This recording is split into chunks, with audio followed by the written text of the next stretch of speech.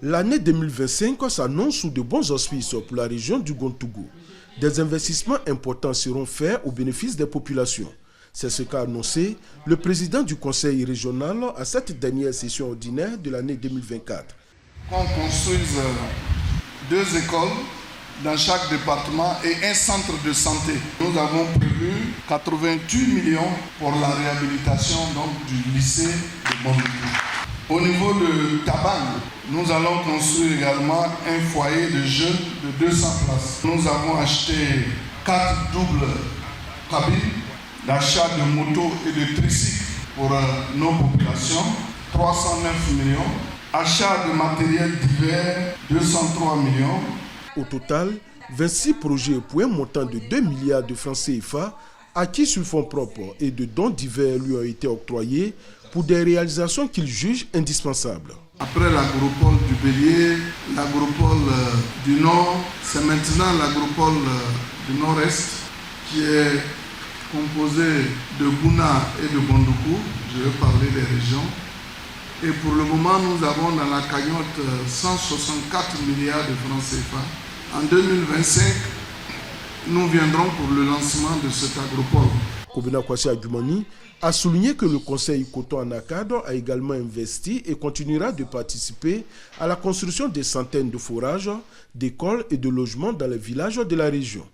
Lors de cette session, le budget primitif du conseil régional du Gontougou pour l'exercice 2025 a été présenté.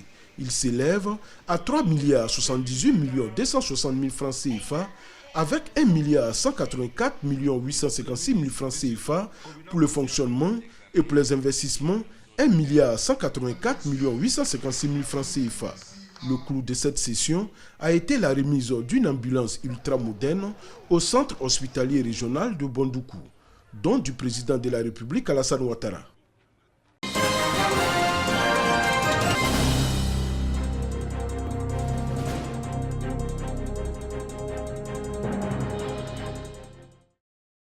L'autisme et les expériences d'une dizaine de pays en Afrique. Le continent enregistre plus de 300 000 autistes. À ce premier congrès, les praticiens réfléchissent sur la conformité et l'originalité de l'autisme en Afrique. Le centre Marguerite Bonlé, au sein de l'Institut national de santé publique, a pris en charge 530 personnes, dont 442 diagnostiqués autistes.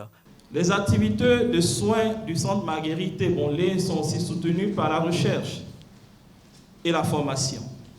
Ainsi, le projet REPIT, mis en œuvre grâce au soutien de la Fondation Orange, a permis de développer un programme parental avec 32 familles accompagnées à domicile pendant 1 an, avec 50% d'amélioration chez les parents et les enfants.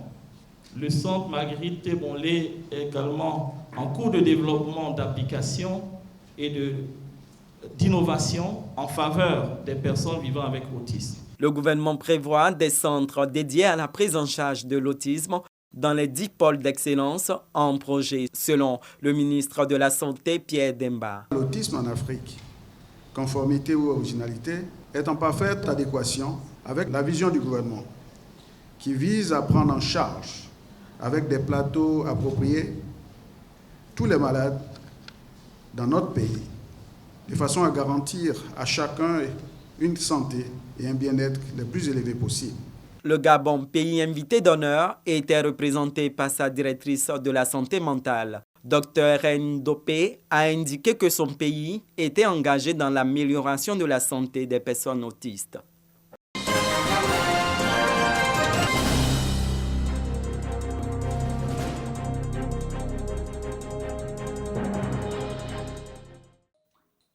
Fournisseur, un outil novateur qui permet aujourd'hui à l'opérateur économique, aux prestataires et fournisseurs de l'État de suivre en temps réel, sans intermédiaire, ses propres factures dans le cadre des contrats et des bons de commande avec l'État.